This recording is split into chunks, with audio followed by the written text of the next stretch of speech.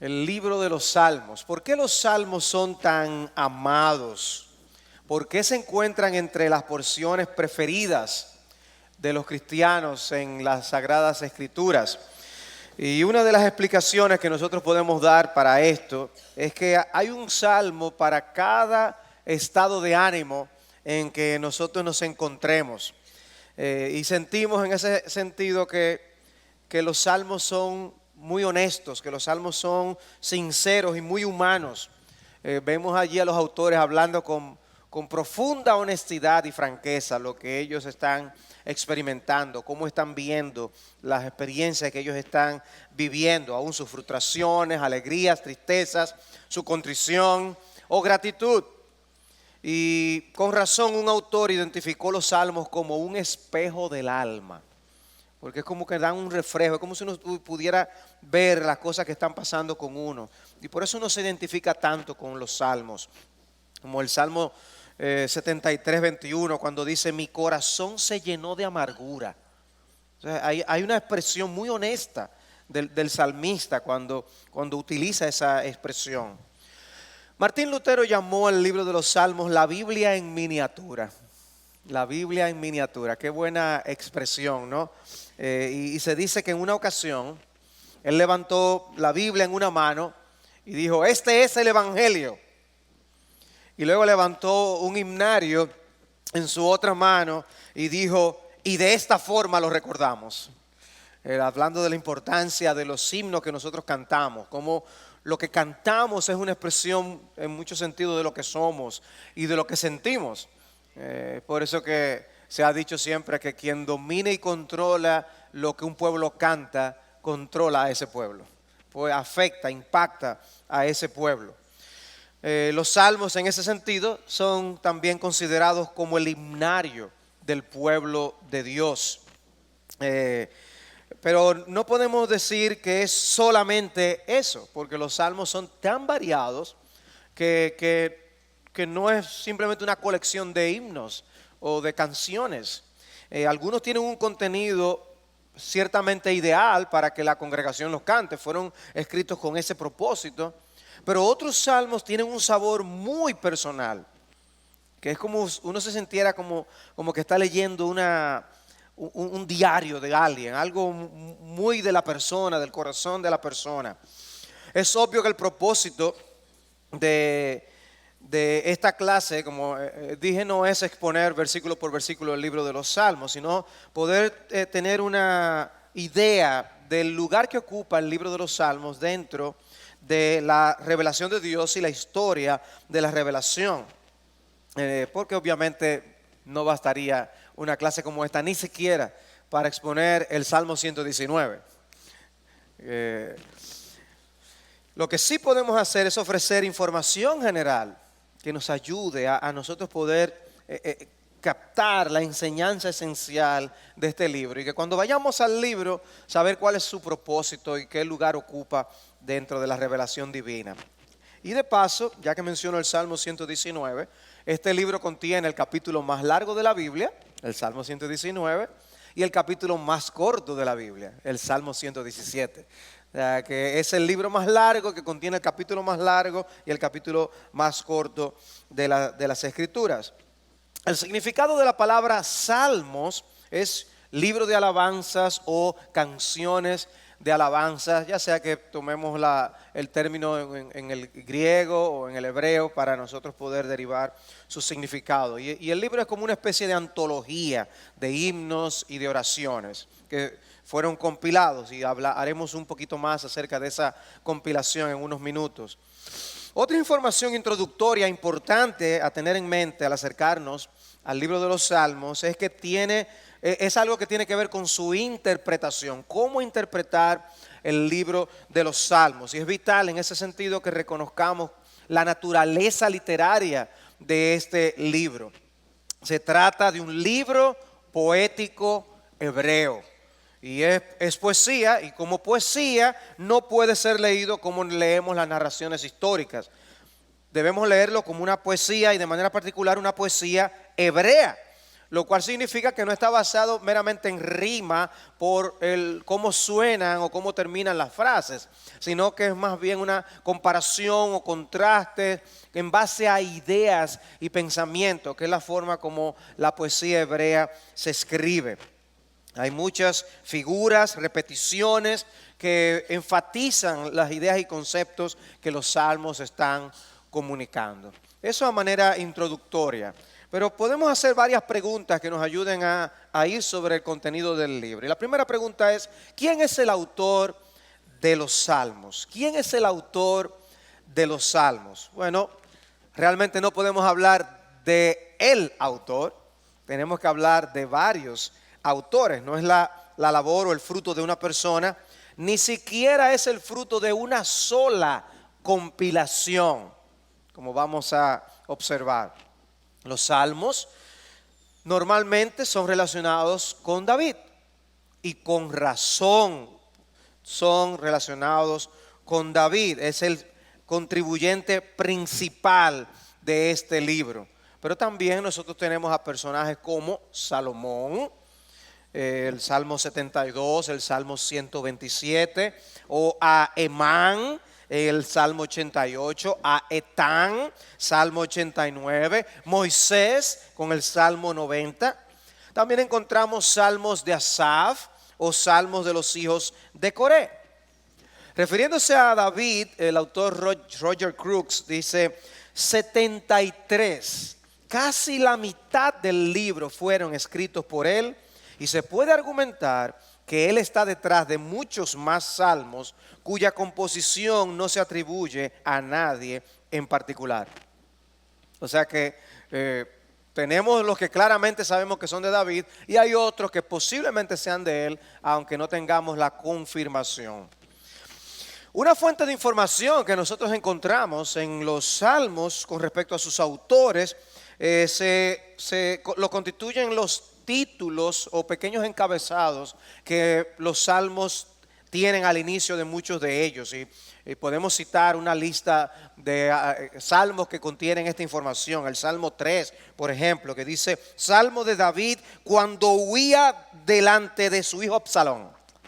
Y nos ubica, no solo nos dice sobre el autor, sino que también nos habla del contexto, la situación, lo que estaba pasando.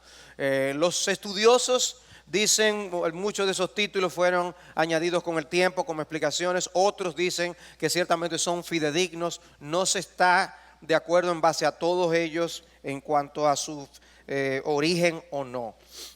El Salmo 7, por ejemplo, dice: Sigaión de David, que cantó al Señor acerca de Cus el benjamita. O el Salmo 18, para el director del coro, Salmo de David, siervo del Señor, el cual dirigió al Señor las palabras de este cántico, el día que el Señor lo libró de la mano de todos sus enemigos y de la mano de Saúl, y dijo. Y entonces cita, tiene el contenido del Salmo. O sea que muchos de estos salmos contienen información que nos ayudan de su autor y del contexto de esto. Y así Salmo 30, 34, 51, 52, etcétera. Muchos salmos que nos dan esa información. Dice un autor, aproximadamente unos 50 salmos no tienen información en el encabezado y su autoría permanece en misterio. Algo sumamente a tener en cuenta al estudiar los salmos es que los salmos, además de ser oraciones o cánticos, expresiones del pueblo de Dios hacia el Señor, al mismo tiempo podemos nosotros decir que son también las palabras del Señor hacia su pueblo. Vuelvo y repito, los salmos son expresión del pueblo de Dios hacia el Señor, pero al mismo tiempo podemos decir que son expresiones de Dios hacia su pueblo. ¿Por qué? Nosotros la tomamos como que palabras de Dios. Son palabras de Dios. Se registra el estado emocional, las preocupaciones, situaciones de los autores, pero son palabras inspiradas de Dios. Y podemos así ir a los salmos y no solamente decir: oh, mira cómo se sentía David. No, podemos decir, esto es aquí una revelación divina para nosotros aprender de cómo debe ser nuestra relación con Dios o cómo responder a las diferentes situaciones de la vida. Una segunda pregunta que podemos plantear en esta clase es: ¿cuál es el bosquejo o la estructura del libro? ¿Cuál es el bosquejo o la estructura del libro? Y aquí vamos a hablar del hecho de cómo aún se formó el libro. Nosotros vamos a un libro como Romanos, por ejemplo, y podemos ver una lógica presente allí muy fuerte. Y vemos un proceso de pensamiento. Pablo demostrando el poder del Evangelio. Y para mostrar el poder del Evangelio muestra la pecaminosidad del hombre. Y luego nos muestra cómo Dios hizo provisión con el Evangelio en la que se revela la justicia divina. Y cómo esa justificación por la fe nos brinda el perdón de todos nuestros pecados. Vemos una lógica que Pablo va desarrollando. Encontramos eso en los Salmos. ¿Podemos nosotros ir al libro de los Salmos y ver una estructura desde el capítulo 1 hasta el capítulo 150? No, porque hemos dicho, son muchos autores distintos. Es una compilación. Hay una diversidad de autores en un periodo de tiempo muy largo en que fueron escritos estos salmos. Y tenemos, por ejemplo, a Moisés, que escribió el Salmo 90, pero también encontramos salmos que fueron escritos después del exilio. O sea que el rango de tiempo en que se escribieron los salmos es muy amplio. No hay necesariamente una conexión entre un salmo y el otro. El proceso de compilación, por ende, también fue muy largo. Cómo se compilaron para juntar los 150 salmos y colocarlos en un solo volumen. Los diferentes salmos fueron siendo agrupados en diversas colecciones.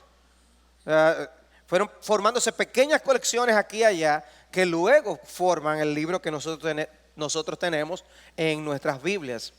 Esa colección final ocurrió en algún momento luego de la cautividad, pero no sabemos precisamente cuándo. ¿Cómo lo tenemos nosotros en nuestras Biblias? Como una colección de 5 libros. Así lo tenemos nosotros en nuestras Biblias. El libro 1 de los Salmos va desde el Salmo 1 hasta el Salmo 41. El libro 2 desde el Salmo 42 hasta el 72. Desde el libro 3 desde el Salmo 73 hasta el 89. Y así etcétera, como ustedes pueden ver en el cuadro que están en las pantallas. Dice el pastor Mark Dever: los salmos no están agrupados temáticamente. No hallarás todos los salmos de gozo o los salmos de aflicción amontonados todos juntos. No son presentados con un orden cronológico tampoco.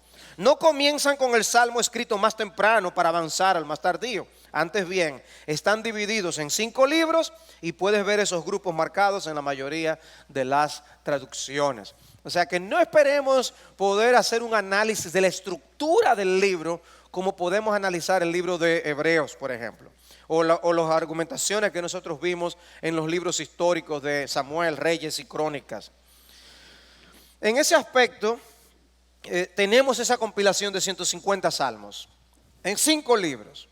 Ahora se dice que los salmos 1 y 2 fueron bien escogidos para ser los primeros 2, porque son una introducción ideal al libro. El Salmo 1, el Salmo 2. El Salmo 2, dice alguien, introduce otro tema principal del libro. Aquí vemos al impío del Salmo 1 visto desde otra perspectiva. El Salmo 1, recuerdan ustedes que habla de cómo el justo medita en la ley de Dios, pero que el impío va a ser arrebatado y se verá con Dios en el día del juicio. El Salmo 2 presenta al impío sublevándose contra el señorío del Señor. Bueno, por eso dice, aquí vemos al impío del Salmo 1 visto desde otra perspectiva. Se sublevan contra el dominio del Señor y del Rey ungido de Israel. En lugar de meditar en la Torah, meditan en cosas vanas, anhelando quitarse las cadenas del gobierno de Yahvé y de su ungido. Quienes rechazan la comunión de los impíos son bienaventurados, Salmo 1:1. Al igual que aquellos que se refugian en Yahvé son bienaventurados, Salmos 2:12. Y no dejemos de observar la tónica de la bendición global que vendría por medio de Abraham. Cuando el Salmo 2 dice en el versículo 8, pídeme y te daré las naciones como herencia tuya y como posesión tuya los confines de la tierra. Algunos versículos relevantes del libro de los Salmos. Quiero ahora leer algunos salmos. Vamos a leer algunos que nos den un sabor de las cosas que encontramos en el libro de los Salmos. ¿Y cómo comenzamos? Cuán bienaventurado es el hombre que no anda en el consejo de los impíos, ni se detiene en el camino de los pecadores, ni se sienta en la silla de los escarnecedores. Ese es el Salmo 1. El Salmo 14, el necio ha dicho en su corazón, no hay Dios, se han corrompido, han cometido hechos abominables, no hay quien haga el bien. Salmo 15, Señor, ¿quién habitará en tu tabernáculo? ¿Quién morará en tu monte santo? El que anda en integridad y obra justicia, que habla verdad en su corazón. El Salmo 16, versículos 10 y 11. Pues tú no abandonarás mi alma en el Seol, ni permitirás a tu santo ver corrupción. Me darás a conocer la senda de la vida. En tu presencia hay plenitud de gozo, en tu diestra deleites para siempre. Salmo 19, conocido, ¿no? Los cielos proclaman la gloria de Dios y la expansión anuncia la obra de sus manos. Salmo 22, versículo 1. Dios mío, ¿por qué me has abandonado? Salmo 23, el Señor es mi pastor, nada me faltará. Y a ese mismo salmo en el versículo 4 dice, aunque ande o pase por el valle de sombra de muerte, no temeré mal alguno, porque tú estás conmigo. Tu vara y tu cayado me infunden aliento. Del Señor es la tierra y todo lo que hay en ella, Salmo 24. El mundo y los que en él habitan. El Señor es mi luz y mi salvación. ¿A quién temeré? Salmo 27. Aunque un ejército acampe contra mí, no temerá mi corazón. Estaré en él confiado. Una cosa he pedido al Señor y esa buscaré, que habite yo en la casa del Señor todos los días de mi vida, para contemplar la hermosura del Señor y para meditar en su templo. Cuán bienaventurado es aquel cuya transgresión es perdonada. Salmo 32. Y el Salmo 33, versículo 6. Por la palabra del Señor fueron hechos los cielos y todo su ejército, por el aliento de su boca, el poder creativo de Dios. Salmo 36, versículo 7. Cuán preciosa es, oh Dios, tu misericordia. Por eso los hijos de los hombres se refugian a la sombra de tus alas. Salmo 37, no te irrites a causa de los malhechores, no tengas envidia de los que practican la iniquidad. Dice, porque como la hierba, pronto se secarán y se marchitarán como la hierba verde. Confía en el Señor y haz el bien y habita en la tierra, etcétera, etcétera. Y ese versículo 25 de ese mismo salmo: yo fui joven y ya soy viejo, y no he visto al justo desamparado, ni a su descendencia mendigando pan. Salmo 40, al Señor esperé pacientemente y Él se inclinó a mí y oyó mi clamor, me sacó del hoyo de la desesperación. Salmo 42, conocido y amado, como el siervo anhela las corrientes de agua, así suspira por ti, oh Dios, el alma mía. Mi alma tiene sed de Dios, del Dios viviente. ¿Cuándo vendré y me presentaré delante de Dios? ¿Por qué te abates, alma mía? ¿Y por qué te turbas dentro de mí? Espera en Dios. Salmo 46, Dios es nuestro refugio y fortaleza, nuestro pronto auxilio en las tribulaciones. Estad quietos y sabed que yo soy Dios. Exaltado seré entre las naciones. Salmo 47, cantad alabanzas a Dios, cantad alabanzas a nuestro Rey, cantad alabanzas, porque Dios es Rey de toda la tierra. Salmo 51, ten piedad de mí, oh Dios, conforme a tu misericordia, conforme a lo inmenso de tu compasión, borra mis transgresiones.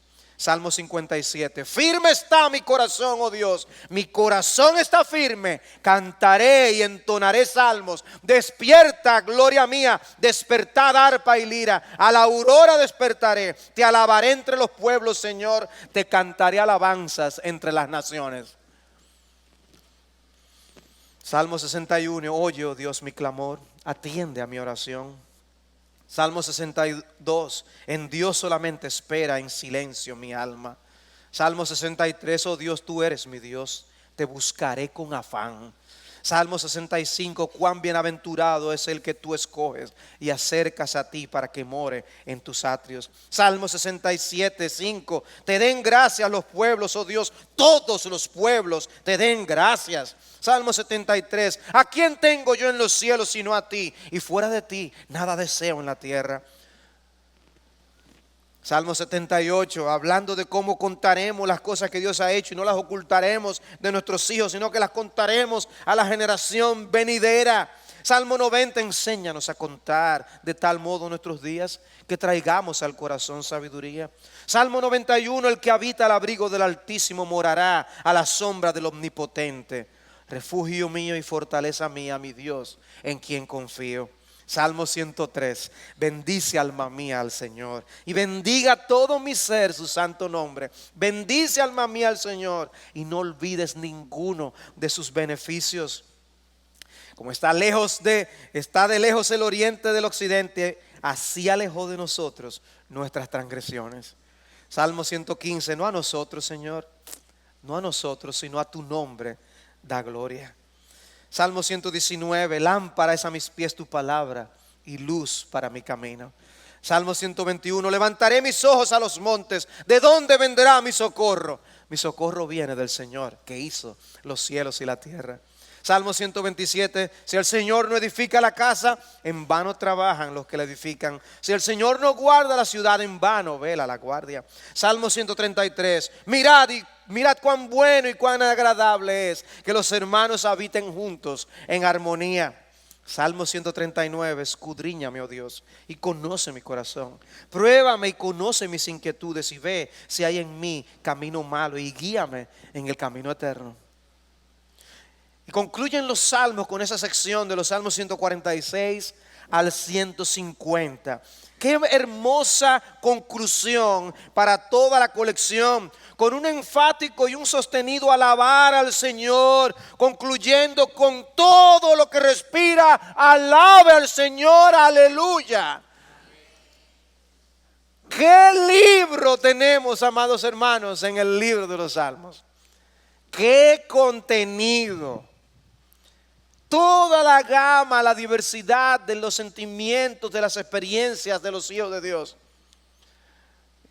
Expresiones del pueblo de Dios al Señor, que son expresiones de Dios para con nosotros, para instruirnos, enseñarnos cómo Él quiere ser alabado, cómo Él quiere mostrarnos que Él es digno de confianza. Qué bendición, qué regalo del cielo tenemos en el libro de los Salmos. Colección, una antología de escritos independientes que forman parte de ese libro. Dice Crux una vez más, hay varias mini colecciones dentro de los salmos que forman unidades separadas. Los salmos 93 al 100 celebran la realeza de Dios. Otra unidad de los salmos son los salmos Halel, del 113 al 118, donde dicen aleluya. Dice los cuales se cantaban la noche de la Pascua, y citan Marcos 14. Otra colección es la de los cantos de ascenso, que dicen se cantaban 3 veces al año cuando los peregrinos hacían el viaje a Jerusalén para esas fiestas anuales que tenían. O sea, ¿cómo podemos que hay colecciones dentro de las colecciones que tienen cierta unidad y cierto tono, cierto ritmo entre ellos? Pero podemos hacer otra pregunta adicional sobre el libro de los Salmos, y es, ¿y cómo podemos clasificarlos? Porque hemos visto con todos los salmos que cité la gama diversa de contenido que tienen, la diversidad de expresiones que contienen. Una lectura rápida del libro nos deja ver esto como lo pudimos notar. Y en algunos predomina adoración, en otros predomina confesión de pecados, en otros la acción de gracias, otros son súplicas y ruegos. Y todas estas cosas son experiencias que todos nosotros tenemos. Y esas son las diversas categorías. Salmos de alabanza, por ejemplo. Eso nos muestra cómo nos expone lo egocéntricos que somos, cómo se ha convertido en algo tan egocéntrico el cristianismo del día de hoy y tan humanista, por así decirlo, cuando nuestras vidas deben estar girando alrededor del Señor. Y debe haber tiempo. Debe haber momentos solamente para alabar a Dios. El Salmo 8, oh Señor, Señor nuestro, cuán glorioso es tu nombre en toda la tierra, que has desplegado tu gloria sobre los cielos. El Salmo 66, aclamad con júbilo a Dios toda la tierra, cantad la gloria de su nombre, haced gloriosa su alabanza, decid a Dios cuán portentosas son tus obras, por la grandeza de tu poder, tus enemigos fingirán obedecerte, toda la tierra te adorará y cantará alabanzas a ti, alabanzas a tu nombre. O el Salmo 68, atribuid a Dios fortaleza, su majestad es sobre Israel y su poder está en los cielos. Del Salmo 92, bueno es dar gracias al Señor y cantar alabanzas a tu nombre, oh Altísimo. Anunciar por la mañana tu bondad y tu fidelidad por las noches. Cantad al Señor un cántico nuevo, Salmo 96. Cantad al Señor toda la tierra. Y el famoso Salmo 150, aleluya, alabad a Dios en su santuario, alabadle en su majestuoso firmamento, alabadle por sus hechos poderosos, alabadle según la excelencia de su grandeza. Salmos de acción de gracias, salmos para detenernos a decirle, Señor, gracias. Y gracias no solamente por los alimentos, gracias no solamente por el trabajo. Gracias por quien Él es para nosotros, por lo que ha hecho al rescatarnos, al cuidarnos, al protegernos. Un reconocimiento de la intervención divina a favor del escritor del Salmo. Irrumpen expresiones de gratitud y de alabanza. El Salmo 3, escrito precisamente en el contexto de la persecución en que David era de su hijo Absalón, y dice, yo me acosté y me dormí, desperté, pues el Señor me sostiene. Expresión de gratitud. Algunos de los salmos de alabanza también tienen expresiones de acciones de gracias. El Salmo 95. Somos exhortados a adorar a Dios, pero también a ser agradecidos. Vengamos ante su presencia con acción de gracias. El pequeño título del Salmo 100 lo describe como Salmo de acción de gracias. ¿Y a qué nos exhorta? Entrad por sus puertas con acción de gracias. Dadle gracias, bendecid su nombre. Salmo 107, den gracias al Señor por su misericordia. Salmo 118, dad gracias al Señor porque Él es bueno. Pero también hay salmos de lamento. Momentos en que el alma expresa lo que está viviendo y sintiendo con toda honestidad delante del Señor. Oh Dios, tú nos has rechazado, nos has quebrantado, te has airado, restáuranos, oh Dios. Salmo 60. O el Salmo 69, sálvame, oh Dios, porque las aguas me han llegado hasta el alma, me he hundido en cieno profundo. O el Salmo 79, 5, ¿hasta cuándo, Señor? ¿Estarás airado para siempre? ¿Arderán como fuego tus celos?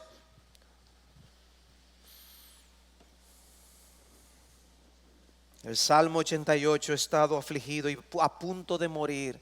Desde mi juventud sufro tus terrores, estoy abatido, sobre mí ha pasado tu ardiente ira, tus terrores me han destruido. Y el Salmo 69, ¿dónde están, Señor, tus misericordias de antes, que en tu fidelidad juraste a David? Expresiones de lamento con sinceridad delante del Señor.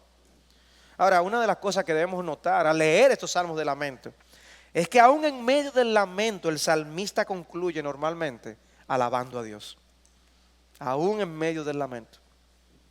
Hay salmos penitenciales y uno se pregunta, ¿dónde está la experiencia de la penitencia dentro del pueblo de Dios del día de hoy? No se practica la penitencia. Salmos que expresan contrición de corazón por la presencia del pecado y cómo apelan por la fe a la piedad y a la misericordia de Dios. El Salmo 51 es típico, ¿no? Dentro de estos salmos, Salmo 32, Salmo 130. Expresiones como dicen, no me reprendas en tu furor. Salmos que expresan lo que Pablo describe en 2 Corintios 7:10. La tristeza que es según Dios. Pero ¿qué dice el Salmo 34? Cercano está el Señor a los quebrantados de corazón. O sea, el sentimiento es dolor por el pecado.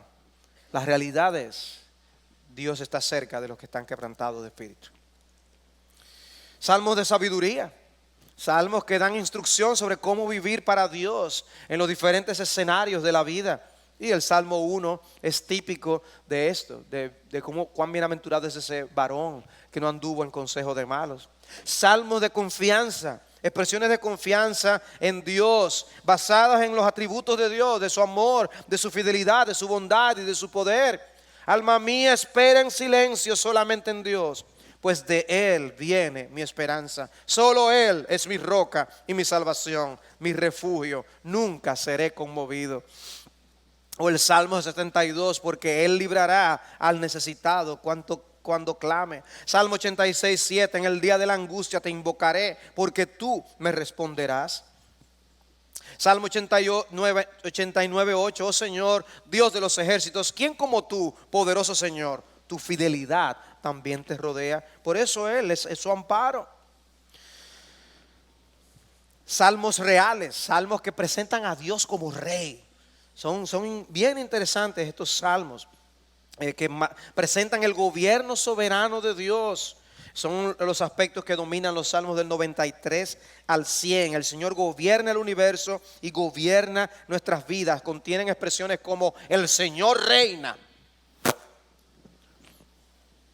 El Salmo 2, 45, 110 son salmos mesiánicos, que vamos a ver ahora mismo, que también expresan ese reinado de Dios. Salmos mesiánicos, que son salmos que hacen referencia directa al Mesías, a Jesucristo.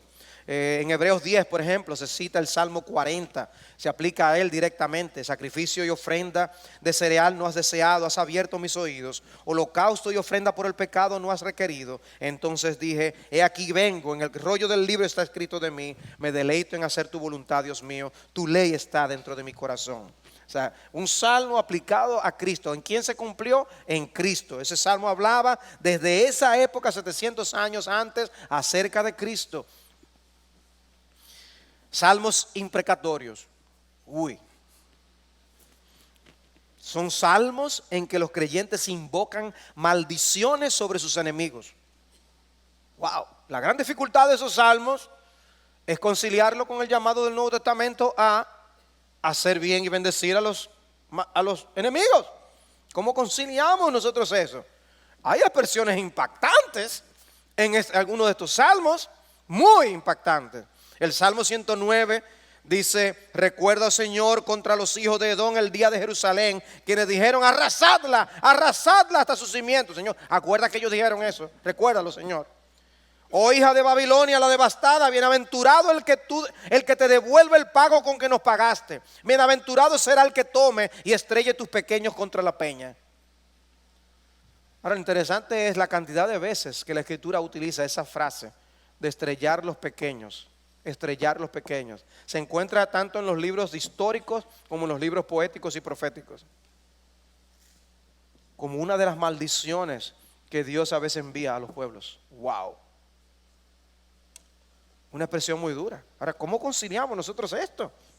Bueno, un autor explica, al que quiera indagar más sobre este tema de manera particular, Jaime Adams escribió un libro explicando solamente los salmos imprecatorios.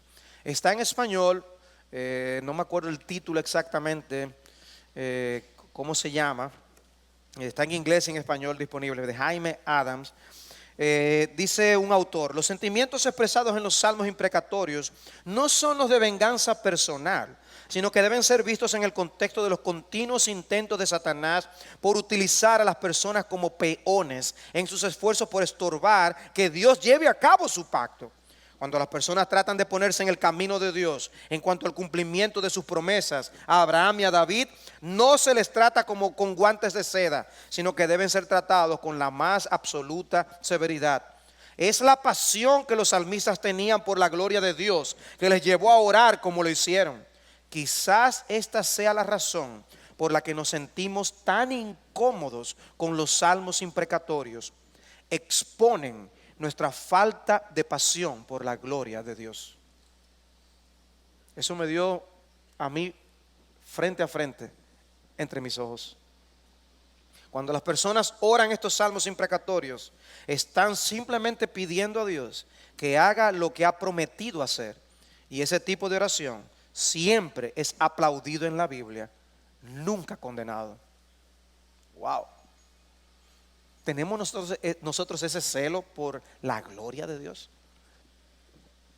Y es importante reconocer que esos salmos, tan duros como son al leerlos, dejan el juicio en las manos de Dios. Y eso es lo que el Nuevo Testamento también nos enseña, como Pablo en Romanos 12, cuando él dice, mía es la venganza, yo pagaré. Dios no está diciendo, no, yo no voy a vengarme. No, dice, yo lo voy a vengar, yo lo haré. Y cita Deuteronomio. Y en el Salmo 94 hay una expresión cuando Dios es llamado Dios de las venganzas, porque Él es el juez de la tierra. Finalmente, tengo que, en los par de minutos que me quedan, de hablar del propósito del libro. Y los propósitos centrales son 3. Entrenar y equipar al pueblo de Dios para la adoración. Entrenar y equipar al pueblo de Dios para la adoración. Hermanos, no debe quedarnos ninguna duda del lugar central que tiene la adoración y la alabanza para Dios. Los salmos lo evidencian. Los labios deben estar conectados con las emociones. Por eso los salmos no solo nos invitan a cantarle, sino a expresar de corazón lo que sentimos por Él.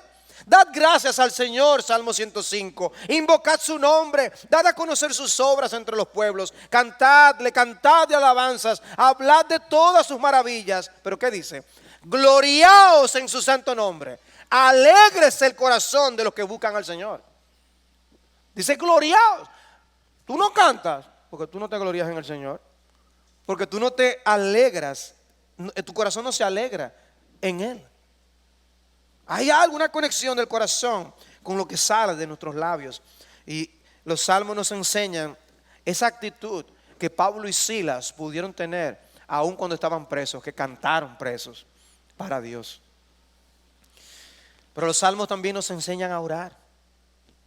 Los salmos nos enseñan a orar. El salmista dice, yo estoy afligido y necesitado. Oh Dios, ven pronto a mí. Tú eres mi socorro y mi libertador. Señor, no te tardes. O el Salmo 71, oh Dios, no estés lejos de mí. Apresúrate a socorrerme. O el Salmo 116, amo al Señor porque oye mi voz y mis súplicas. Leer los salmos es como si pudiéramos adentrarnos a la vida privada de una persona orando a Dios. Y aprendemos a orar. Es una guía de oración. Y a incluir todos los elementos que la oración debe tener. Y finalmente nos enseña a motivarnos a la obediencia. Con salmos como el Salmo 19 o el Salmo 119, sobre todo con sus 176 versículos.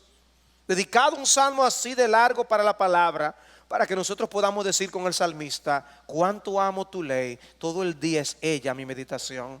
Y eso nos recuerda el Salmo 1, en la ley del Señor está su deleite y en su ley medita de día y de noche. ¿Para qué? Para obedecer. Y recuerdan que ese salmo es un salmo acróstico. ¿Y por qué ponían salmos acrósticos? ¿Qué quiere decir acróstico? Bueno, hay 22 letras en el alfabeto hebreo, tiene 22 estrofas. Cada una de esas estrofas comienza, cada línea de esa estrofa, 8 líneas, 8 versículos, con esa letra representada del alfabeto hebreo. Es como si comenzaran A, todas las primeros 8 versículos con la letra A, los próximos 8 versículos con la letra B, los próximos 8 versículos con la letra C. ¿Para qué? Para ayudar a la memorización, para que estas cosas sean aprendidas, para que nosotros también terminemos amando así la palabra de Dios. Jesús en los salmos. Bueno, ya hemos hecho referencia a los salmos mesiánicos, pero también vemos al Nuevo Testamento citando el cumplimiento de estos salmos en la vida de Cristo, como Pedro, cuando predicó el sermón en Hechos 4, y cuando citó en Primera de Pedro capítulo 2, versículo 7, al Salmo 118, la piedra que desecharon los edificadores ha venido a ser la piedra principal del ángulo. Dice, para nosotros Él es precioso, Él es la piedra principal de nuestras vidas. Los salmos nos muestran eso. Y Cristo mismo, ¿qué dijo? Él le mostró a los discípulos que era necesario que se cumpliera todo lo que sobre Él estaba escrito en la ley de Moisés, en los profetas y en los salmos. Y concluyo con esta referencia hermosa al hecho de cómo el Dios de los salmos es el Dios que merece ser alabado. ¿Y qué argumentos da? Bueno, Él hizo el mundo, hay que alabarlo por eso. ¿Y qué otro argumento da? Oh, Él nos redimió, y los salmos por eso citan aún lo que pasó con el Éxodo. Dios nos sacó y hace memoria de ese evento, alabemos al Señor. ¿Qué encontramos nosotros cuando vamos al libro de Apocalipsis? Al pueblo de Dios postrado ante Cristo, diciéndole: tú eres nuestro creador y tú eres nuestro redentor. Tú eres digno de ser alabado. Cristo es el cumplimiento de los salmos. Cristo es el cumplimiento de los salmos. Él es el Dios digno de nuestra alabanza. O que el Señor nos ayude no solo a amar este libro más, sino a utilizarlo más y más en nuestras vidas. Oremos.